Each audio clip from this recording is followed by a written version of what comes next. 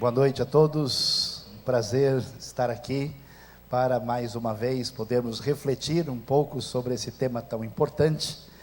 E antes de nós entrarmos especificamente na nossa reflexão dessa noite, que vamos começar lendo o texto de Levítico no capítulo 19, apenas para reforçar, nós temos bastante material de estudo bíblico que foi desenvolvido aí através do projeto do Rota 66, que está à disposição de todos, tanto o comentário em áudio, como também comentário que Dr. Shed e Luiz Saião fizeram sobre o livro de Atos, em DVD, filmado, onde tudo aconteceu.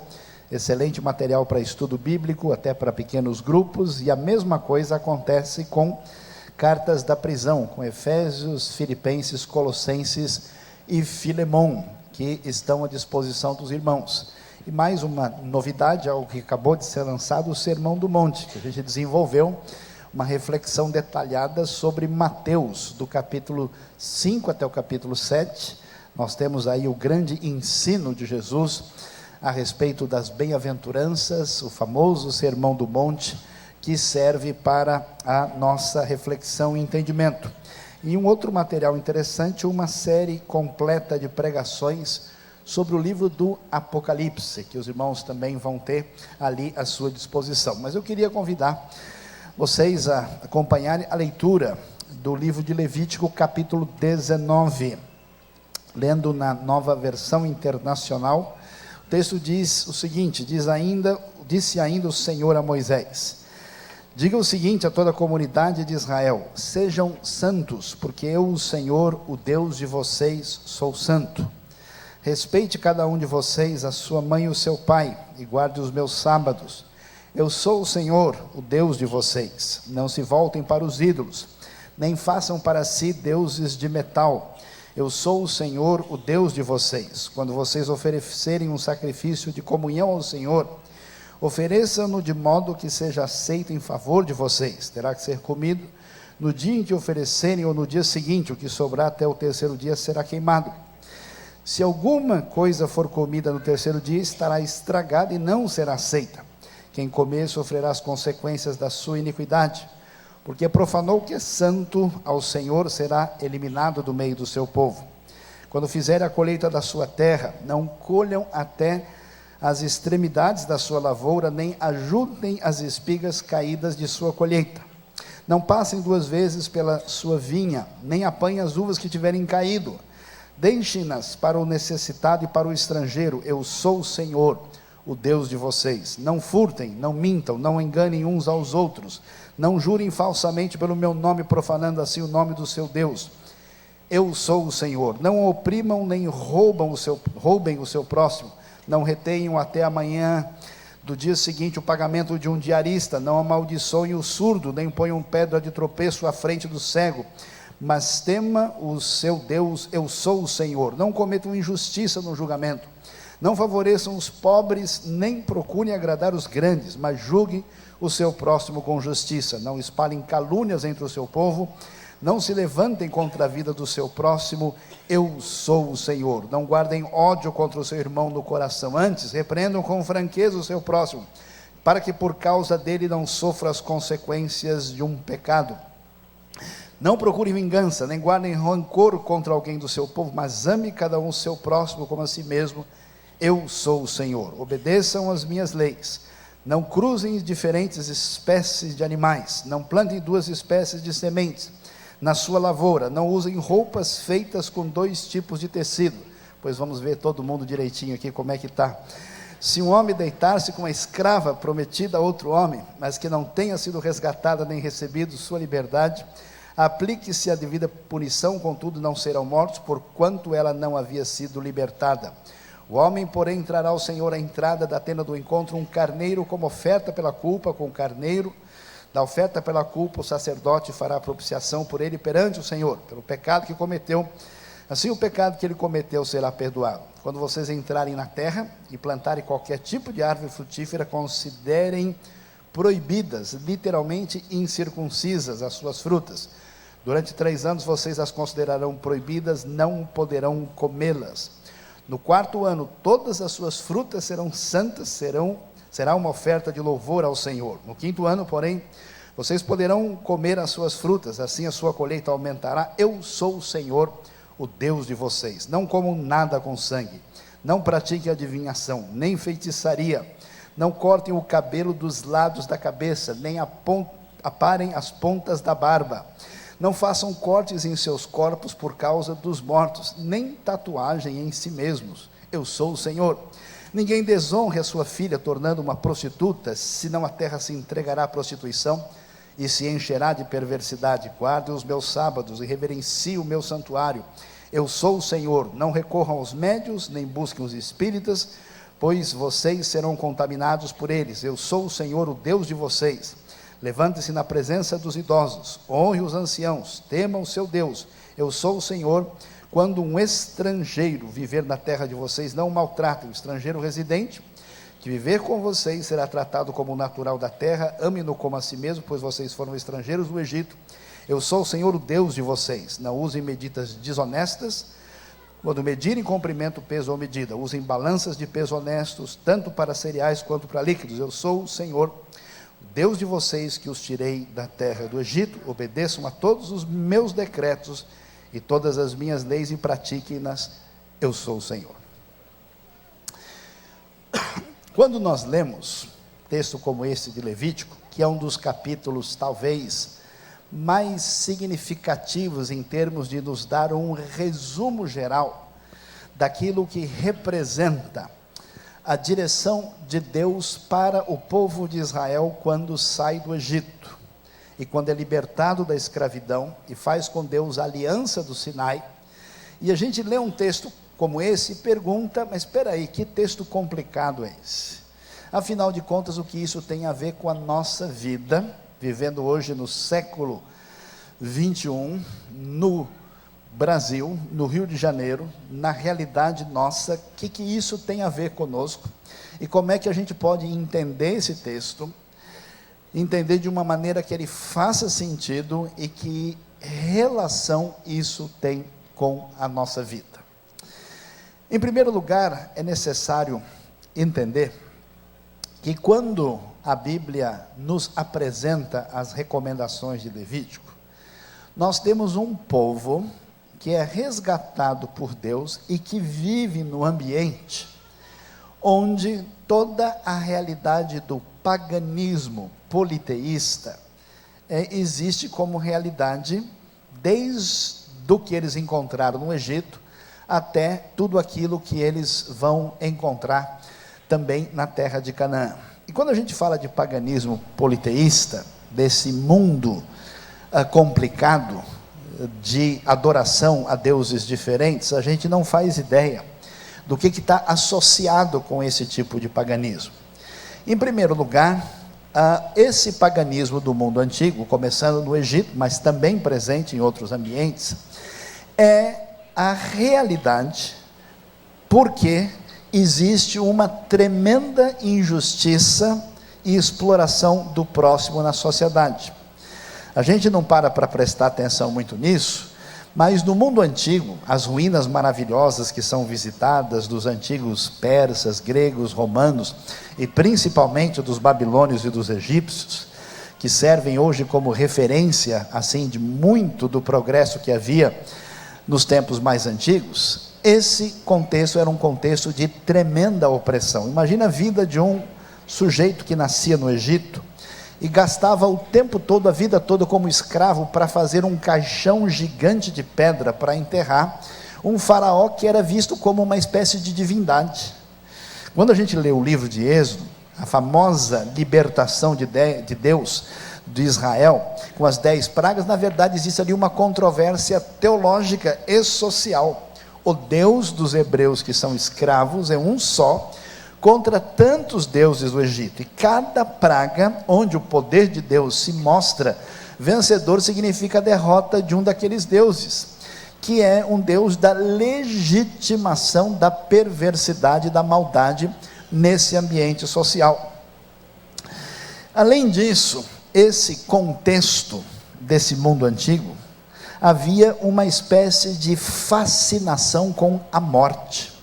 Veja que toda a religião egípcia, quem conhece um pouco da realidade do ocultismo de hoje, até hoje, as pessoas estão procurando o que é chamado livro dos mortos do Egito Antigo para fazerem, vamos dizer, rezas de feitiçaria e de ocultismo de suposto poder mais forte.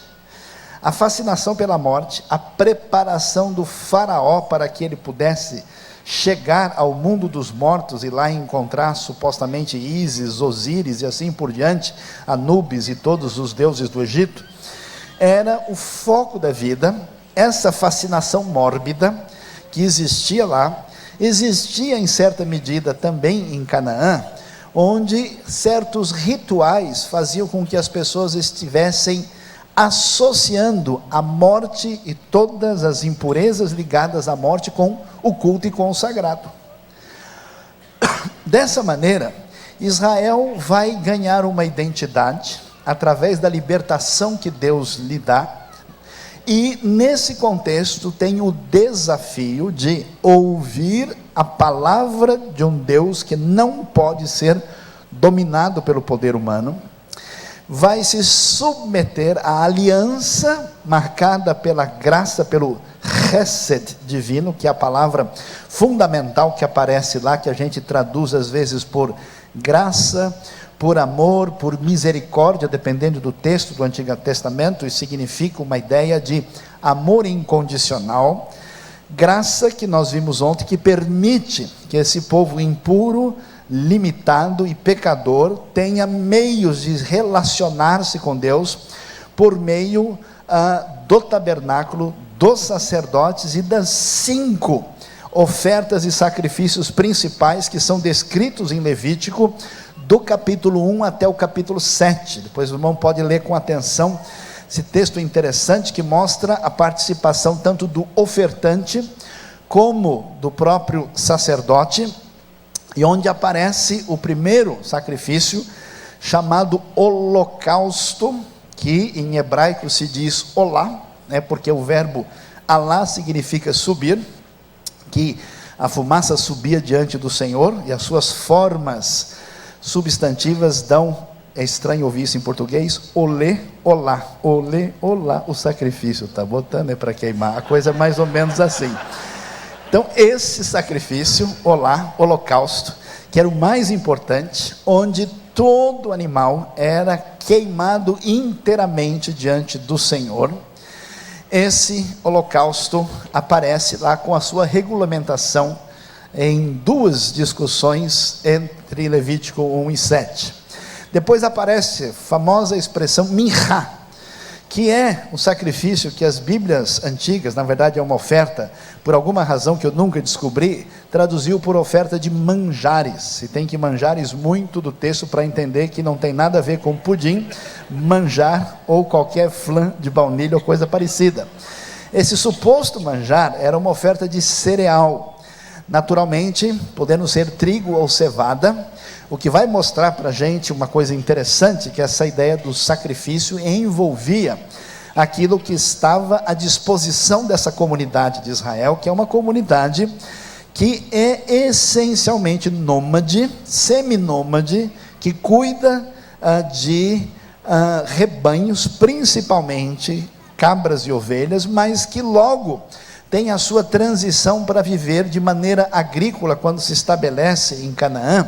Por isso uma oferta ligada a isso faz todo sentido, e vai tirar aquela ideia de que Deus parece que é o amigo da churrascaria. Eu sei que tem alguns irmãos abençoados aqui, que quando ouve falar da picanha com alho, sente um calor abençoado do Senhor aqui, uma bênção maravilhosa, mas é interessante que essa oferta é apresentada diante de Deus, e é seguida pela terceira oferta, chamada de Shelamim, de onde vem a palavra, baseada na palavra Shalom, que tem a ideia de paz, mas também de algo inteiro, completo.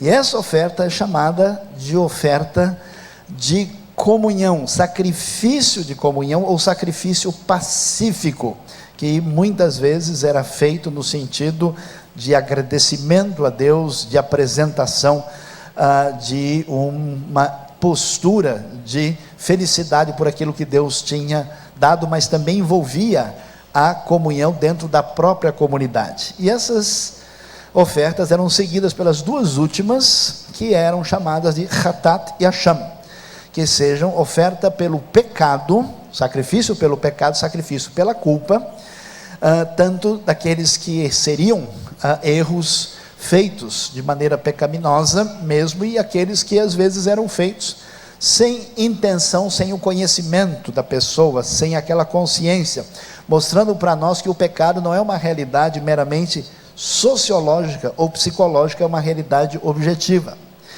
E o que é interessante é que todos esses sacrifícios têm alguns aspectos importantes para a gente entender. Primeiro, as pessoas cultuavam a Deus e apresentavam essa adoração na sua relação com Deus a partir daquilo que tinha valor no contexto em que eles viviam. É claro que no ambiente do Israel antigo, no deserto, ainda mais no Sinai, ninguém podia trazer outro tipo de oferta. Então, algumas pessoas, pensando, sem conhecimento de causa, fazendo críticas injustas, a Bíblia diz, imagina que absurdo que Deus no passado pedia para sacrifício de ovelhas, tadinha da ovelha tão bonitinha. Pois é, a ovelha tão bonitinha, se não fosse sacrificada, todo mundo morria, porque eles viviam de comer carne da ovelha. Então, em vez de olhar para a ovelha bonitinha, o sujeito olhava para a filhinha bonitinha, para a família bonitinha e a Deus ovelhinha, porque senão, a coisa não ia prosseguir. A realidade era essa, e isso fazia parte dessa relação que se estabelecia com Deus. A segunda coisa interessante é que esses sacrifícios e ofertas tinham uma participação significativa dos ofertantes. Em vez de ser uma coisa em que o sacerdote tomava conta, a pessoa entregava lá na porta e ia embora, não, o sujeito ia, ele participava, muitas vezes colocava até a mão sobre o próprio animal, mostrando uma ideia interessante, que apesar do sacerdote fazer esse processo de mediação, o indivíduo, a pessoa que chegava-se diante de Deus, ele participava de maneira nítida nesse processo que envolvia essa aproximação perante Deus. Outro elemento que chama a nossa atenção, que algumas dessas ofertas contemplavam adequadamente a condição social das pessoas. Nós temos, por exemplo, ofertas que prevêem que o sujeito pode trazer um novilho como sacrifício ao Senhor, enquanto o outro pode trazer o que é chamado um gado menor, um tson, que pode ser uma cabra, ovelha, às vezes carneiro ou bode, mas os mais pobres às vezes traziam 2 rolinhas ou pombinhos, e até a ideia de trazer para o Senhor simplesmente um punhado de farinha de trigo como apresentação, mostrando uma coisa muito interessante, que a condição social limitada de uma pessoa não a impedia de se aproximar do Deus verdadeiro.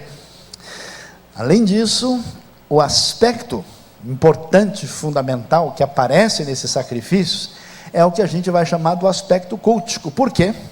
Porque todas as dimensões da vida humana que envolvesse, por exemplo, um voto dedicado ao Senhor, isso era concretamente marcado por uma cerimônia, como nós temos hoje, Nós temos festa de 15 anos, nós temos festa de aniversário, nós temos noivado, casamento, formaturas, todas estas cerimônias, elas têm uma marca pessoal, elas seguem uma ritualística, e elas têm um significado para a comunidade que a celebra, de tal maneira que em Levítico você vai ver que aquilo que mexe com a gente, a necessidade de reconhecer Deus como o Senhor grandioso, que tudo vem dele. Então havia possibilidade de apresentar oferta e sacrifício que fosse de gratidão, havia possibilidade de fazer alguma coisa como voto, mas principalmente a ideia fundamental que vai aparecer aqui é a ideia de que a nossa condição limitada e frágil, alguns autores até dizem que diferença teológica por trás da oferta pelo pecado e oferta pela culpa envolvia talvez a ideia do reconhecimento de que somos pecadores, desde que nascemos, a nossa limitação ruim, aquilo que os judeus passaram a chamar de Yetzer Hará, ou seja, inclinação para fazer o que não deve ser feito, para fazer o mal, e o fato daquilo que a gente comete de pecado, que seria a nossa condição de pecador e os nossos pecados propriamente cometidos. Essa dimensão de fragilidade, de pecado, de desobediência perante Deus, tinha que ser resolvida. Algo que era trabalhado perante o próprio Deus, porque a falha foi concreta e objetiva. Era algo que precisa ser trabalhado na dimensão interna do sujeito, na sua psicologia, porque quando a gente faz aquilo que é errado e não se importa, a gente vai perdendo a referência e vai tendo mais coragem de fazer aquilo que não deve e não pode ser feito. Então isso era um tratamento interno do indivíduo, e também essa restauração servia de referência para a própria comunidade. E isso era feito de uma maneira que eu acho tão interessante, como a sociedade de hoje é crítica em relação, por exemplo, ao Pentateuco e Levítico, e gosta de assistir filme de terror, UFC e de tudo quanto é esporte radical perigoso, e quer ver sangue para tudo quanto é lado.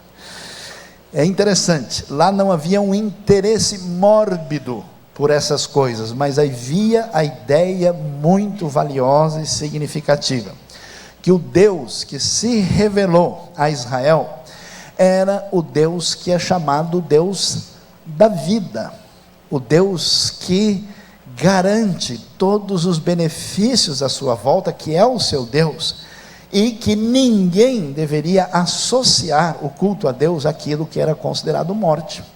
Consequentemente, qualquer coisa que tivesse esse sinal mórbido, qualquer elemento que tivesse essa relação negativa, em Levítico, na própria lei, isso era absolutamente proibido, era negado, porque era considerado uma afronta, uma contaminação. Por isso, o livro de Levítico vai fazer uma coisa muito interessante. Amanhã nós vamos falar um pouquinho como é que Levítico organiza o tempo, o calendário.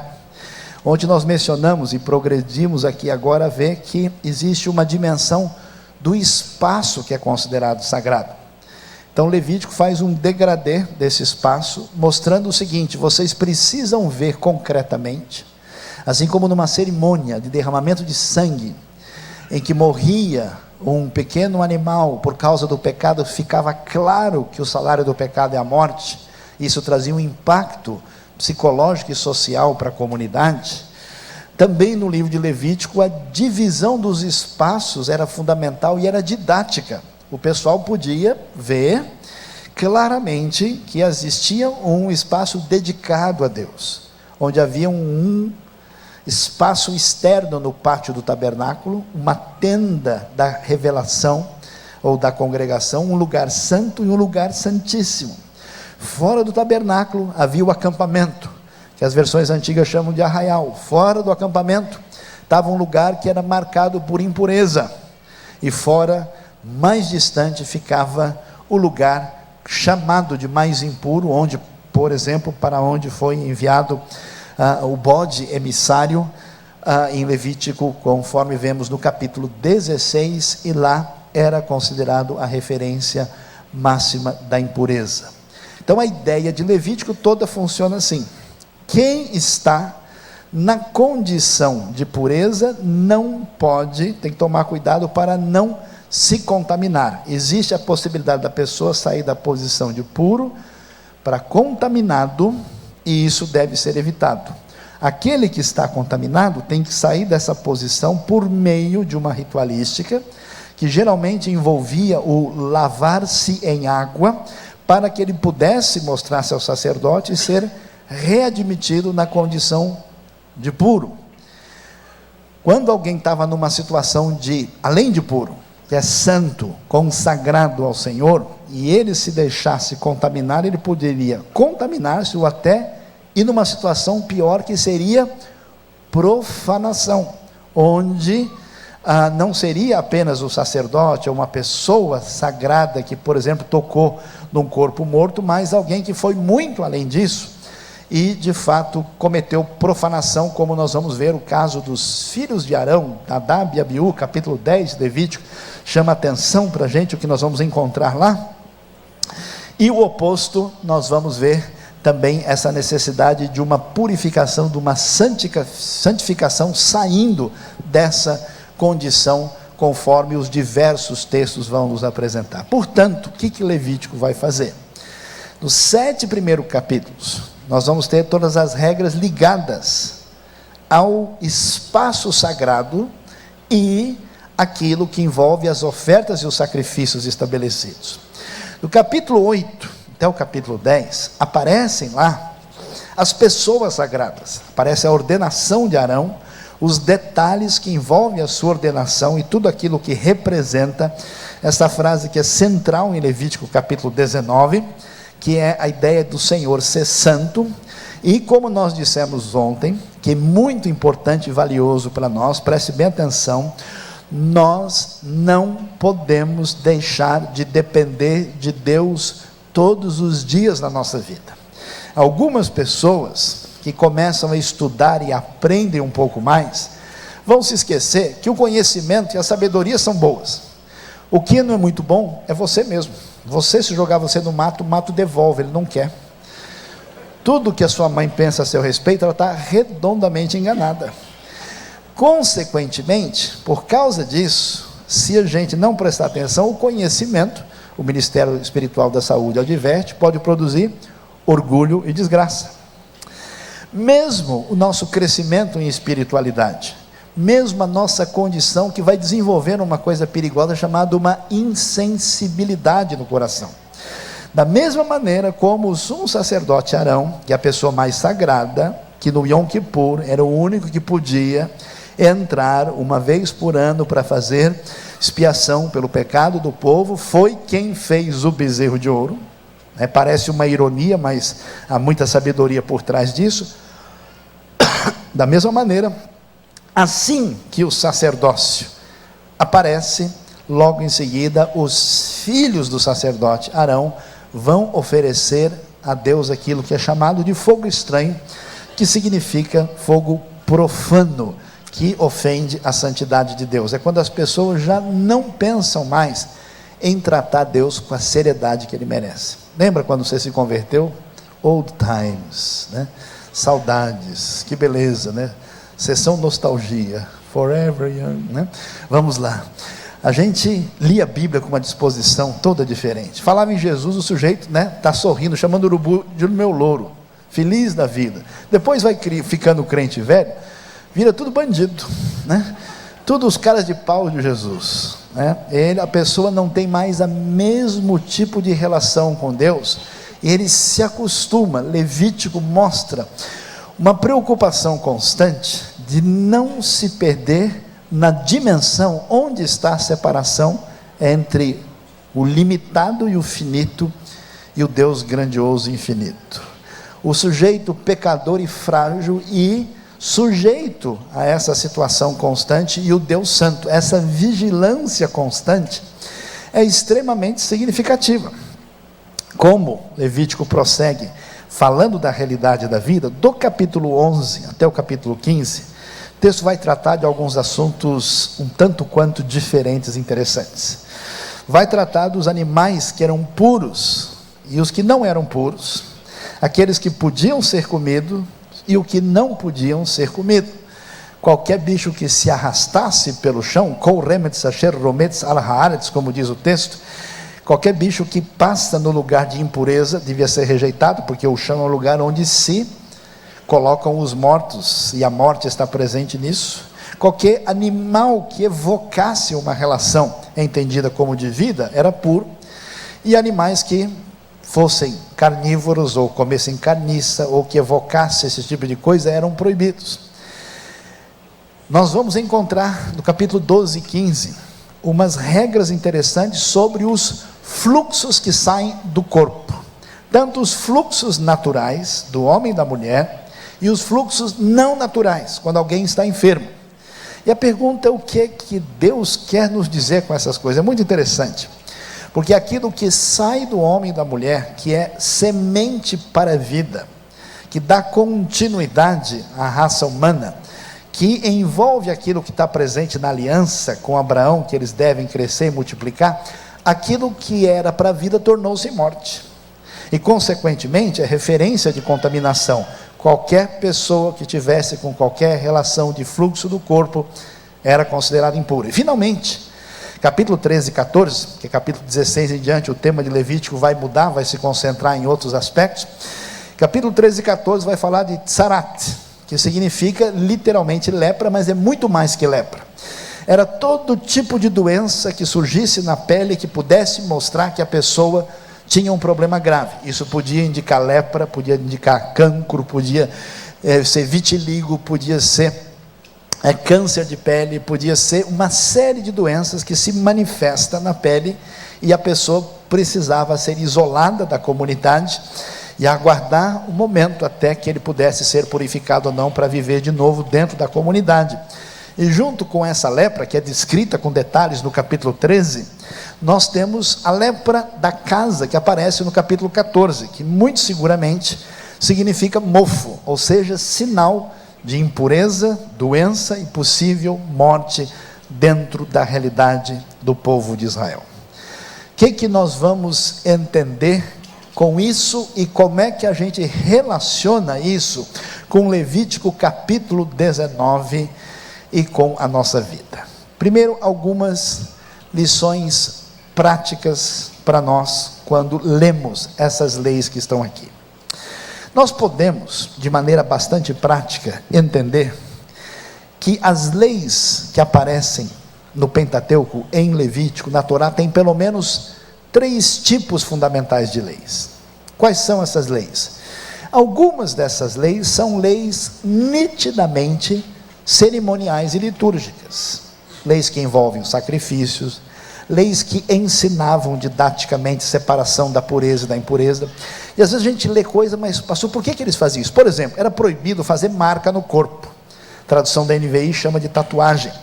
Mas por que era proibido? Será que algum problema havia nisso? Provavelmente, ou com bastante grande chance de probabilidade maior, é porque os pagãos, na hora de tentar convencer os seus deuses, se machucavam, se cortavam e faziam marcas.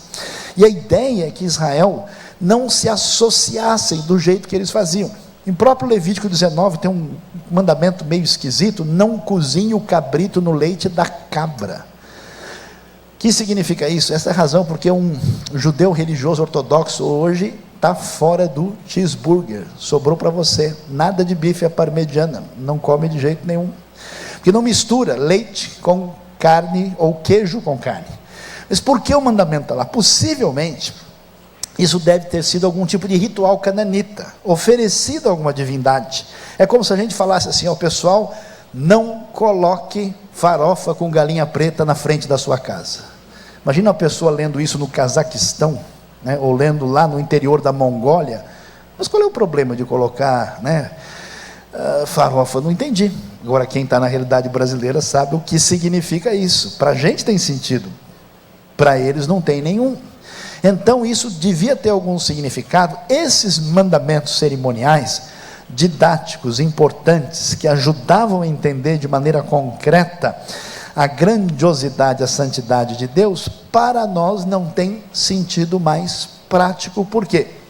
Porque o nosso contexto é outro, porque nós vamos ver que grande parte desses mandamentos apontavam para uma realidade maior que se cumpre em Cristo Jesus.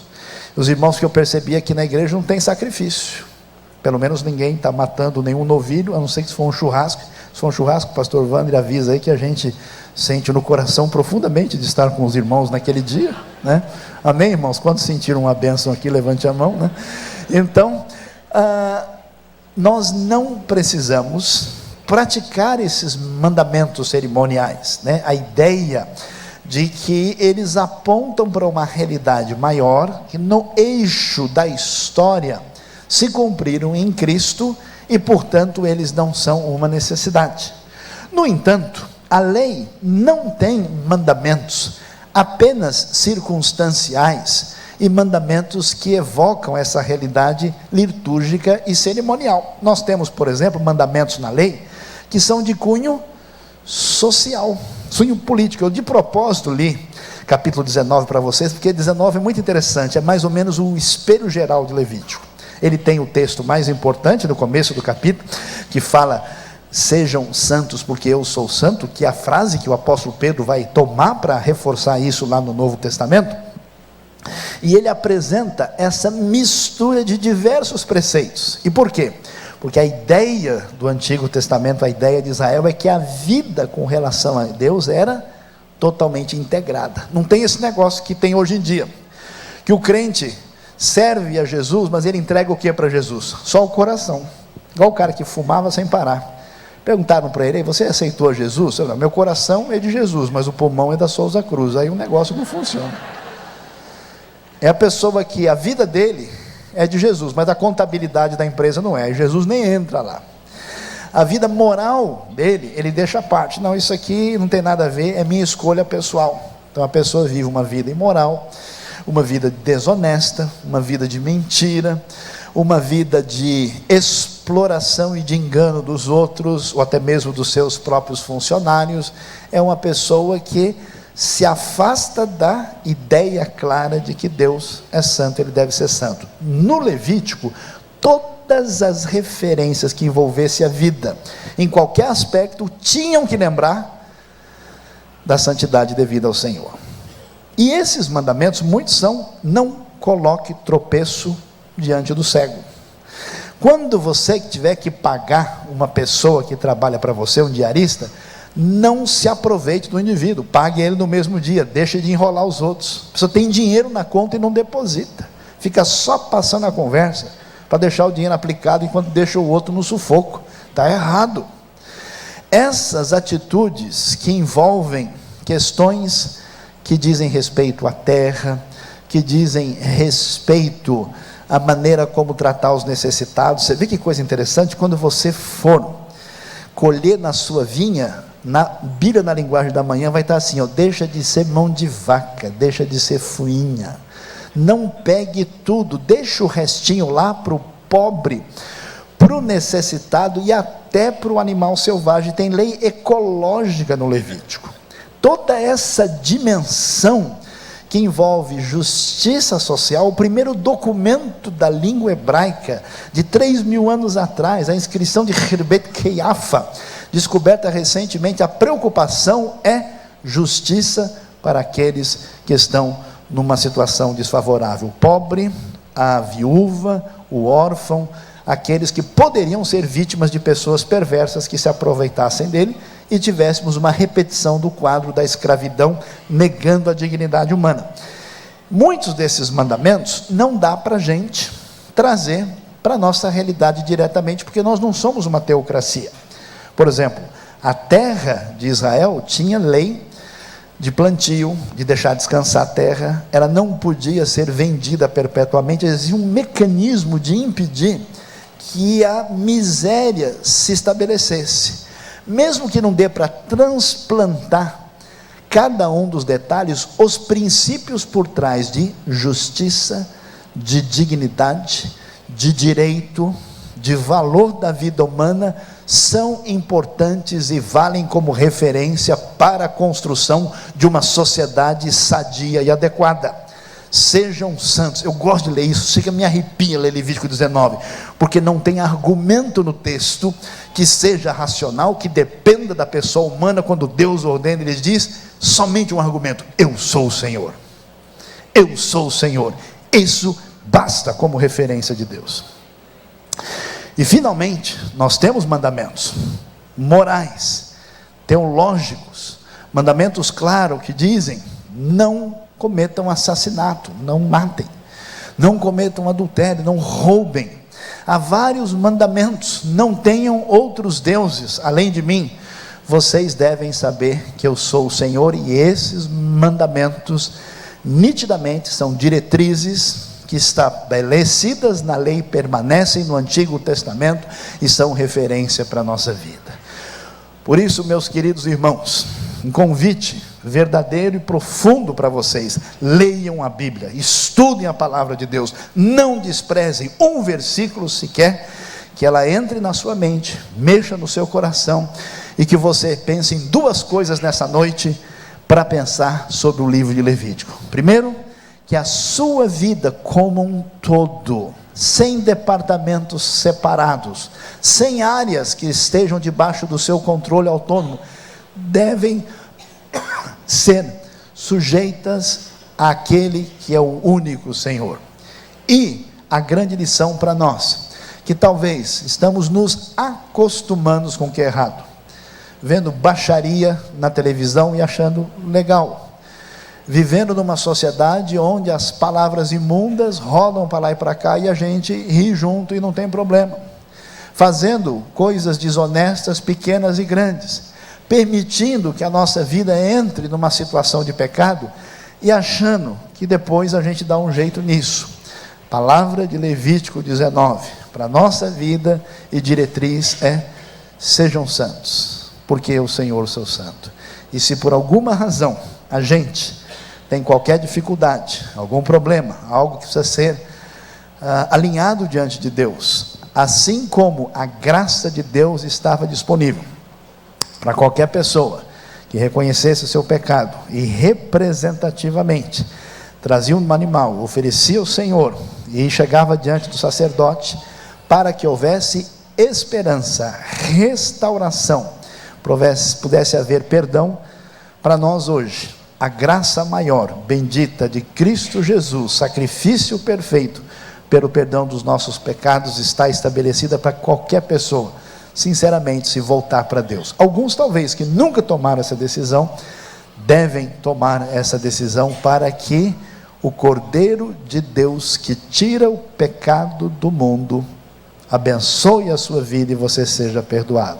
E você que sente que o seu coração, sua vida, de alguma maneira está em dívida com Deus, seja você alguém que se arrepende, se aproxime diante do altar do Senhor, e pelo sangue de Cristo Jesus, seu Filho, seja perdoado para a honra e a glória do Senhor.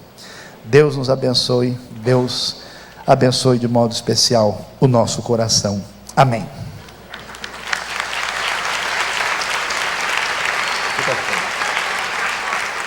Eu vou pedir ao pastor Miquel que traga o microfone aqui. Eu queria deixar agora duas perguntas com o professor Sayão, a partir daquilo que nós ouvimos. Nós estamos num congresso de reflexão, um congresso bíblico.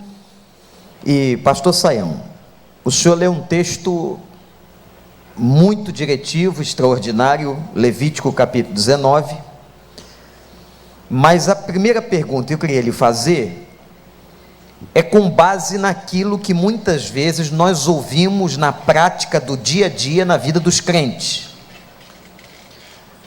Afinal de contas, nós estamos na graça, na era da graça. Eu preciso cumprir todos esses mandamentos de cunho moral que a Bíblia nos apresenta. A graça de Deus não é suficiente. Eu não posso me permitir um pouquinho pecar aqui e à noite pedir perdão pelos meus pecados. O novo modelo da graça não vem superar o modelo da lei? Ou pedir perdão antecipado bastante, para poder pecar bastante a semana, né? Essa ideia, que é uma ideia licenciosa ou anomista, que a gente vai ver que Paulo bate de frente com ela no livro de Gálatas, quando ele vai falar sobre as obras da carne. O que a gente precisa entender? É entender com Deus que a razão por que Deus fala para a gente que o pecado deve ser evitado, em grande parte é para o nosso próprio benefício. É como a gente falar para uma criança que ela mexer com aquela faca e com aquela colher quente não vai dar bom resultado. Então Deus não é nenhum estraga prazeres, pelo contrário, Ele promete prazer eterno na sua presença. E a visão que a gente tem, que no Antigo Testamento é lei complicada, e no Novo Testamento Jesus está fazendo em 3 vezes sem juros, 7% no cartão, ela é completamente equivocada. No Antigo Testamento você vê a manifestação da lei de Deus como expressão do seu caráter expressão da verdade do seu ser e da sua graça. A própria lei, o mecanismo de purificação estabelecido, que prefigura Cristo, permite essa aproximação, e essa graça permite o perdão do pecado. No Novo Testamento você vê a mesma coisa. Lembra de Ananias e Safira? Não tem só aquilo que a gente acha que é graça no Novo Testamento. Você lembra de quantas vezes Paulo menciona, por exemplo, as pessoas que tomavam a ceia do Senhor indignamente, alguns tinham morrido e outros estavam tendo consequências desse tipo de coisa. No Novo Testamento, na verdade, existe até uma responsabilidade maior. E pastor Wander, Mateus capítulo 5, versículo 20, vai dizer uma coisa mais complicada: se a justiça de vocês não exceder em muito a dos escribas e fariseus, vocês não podem entrar no reino dos céus. Por quê? Porque a grande parte da tradição judaica, quando leu a lei, falou o seguinte: vamos cumprir esses mandamentos de acordo com a nossa leitura literal e dos nossos mestres, para ver se a gente consegue ser considerado justo diante de Deus pela nossa prática. O apóstolo Paulo vai falar para eles: vocês não entenderam direito. Vocês lembram de Abraão? Lá em Gênesis 15, versículo 6, ele foi chamado de justo antes da circuncisão e antes da lei. Nunca ninguém foi considerado justo diante de Deus porque praticou todos os mandamentos. Não existe ninguém que fez isso, só Jesus, o justo. Portanto, a justificação se dá quando a justiça de Cristo é transferida a nós, por meio da fé. Assim como Abraão foi chamado de justo pela fé, nós também somos justos pela fé. Agora, quando a gente recebe esse perdão, essa justificação, a lei de Deus é implantada em nosso coração. Agora nós temos tábuas de carne, onde a lei é escrita. Sabe como é que a gente sabe que uma pessoa é crente de verdade? Quando ela tem vontade de agradar a Deus. E sabe quando a gente sabe que ela é crente de verdade? É que ela não agrada e fica chateada e triste consigo mesmo. Primeiro sinal que você está com Deus é que você ficou doido. Amém, irmãos? Quem foi abençoado, levante a mão nessa noite, né? Bem-aventurados os doidos, porque eles se incomodam consigo mesmos. Eles ficam chateados: puxa, eu ainda sinto inveja. O cara falou mal de mim, fiquei com raiva dele, eu queria bater nele, ainda bem que na hora não deu. A gente tem inclinações, e aí essa tristeza, essa luta de santificação, é que Paulo vai dizer para a gente que se a justiça nossa for só cumprimento literal, se for só querer dizer: posso fazer isso mesmo assim, continuar fazendo o que eu tenho vontade, a gente não entendeu ainda, porque quando a graça chega aqui dentro, a primeira coisa que existe é a vontade de obedecer a Deus. E é incrível, mesmo a gente sem capacidade, quando o Espírito age, a gente faz aquilo que agrada a Deus. Você é capaz de amar uma pessoa por causa de Cristo Jesus. Você é capaz de fazer coisas especiais que quem está debaixo dessa visão legalista não consegue por causa disso. Então não podemos de modo nenhum nos enganarmos dizendo: está na graça. Pelo contrário, quem está debaixo daquilo que é a aliança perfeita e completa em Cristo, tem condição de entregar sua vida pelo Evangelho. Quem estava debaixo simplesmente da obediência literal da lei, jamais faria isso. Muito obrigado, pastor. A segunda pergunta foi respondida. Agradeço ao pastor Saião por esse momento extraordinário. E me lembrei, pastor, quando o senhor estava pregando daquele texto de Paulo em Romanos, que nós não podemos continuar pecando porque a graça de Deus superabunda na nossa vida. Que Deus nos abençoe. Você foi abençoado? Estamos só na primeira parte. Eu quero dar duas notícias aqui com a presença do professor pastor Luiz Saião. A primeira delas diz respeito, irmãos, ao nosso programa de amanhã. Daqui a pouquinho já vamos ouvir o Dr. Shed, mas amanhã nós vamos começar com uma aula pelo Rabino Yehuda Rockman, às 18h30. Essa aula terá duração de 1 hora, 18h30 às 19h30.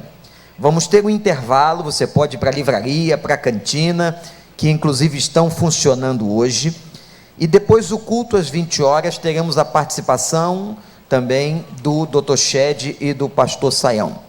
O professor, o rabino Yehuda Rockman, é um rabino, é um judeu convertido ao cristianismo, e ele, de grande conhecimento, de grande cátedra, vai estar falando sobre todo este conflito que hoje gira historicamente, biblicamente, entre palestinos e judeus. Eu vou pedir ao pastor Saião que dê um pouco à congregação da ficha do Dr. Yehuda Rockman.